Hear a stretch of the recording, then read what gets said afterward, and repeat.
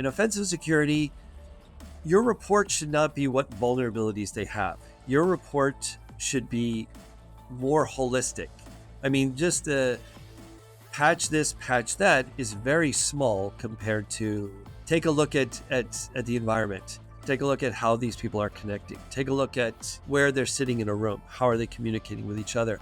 How you're segmenting your network. A lot of that matters. And there's things you can see. Again, we go back to TTLs. I do a scan of their outside network, and I see that this one particular vendor server comes back at the exact same number of TTLs, same number of hops away. So now I know it's in the same network, likely, as the other servers they have. And I ask myself, this is a vendor-controlled server.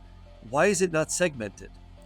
So I could put in the report, verify that this server is segmented from the rest of your network. Maybe it is, and I couldn't tell properly from the outside, but at least, and all they have to say is, no, this is fine. Good. Check it off. It's good. Done. But I made you aware to it because I noticed it seems to be. And that's something that pen testers can do. I don't think that this is going to end up in any of your vulnerability scanning tools or any automation tools, mostly because I think this is the kind of thing that experts don't know that they know, right? When they're doing it. It's just something that they happen to come across, and they're like, oh yeah,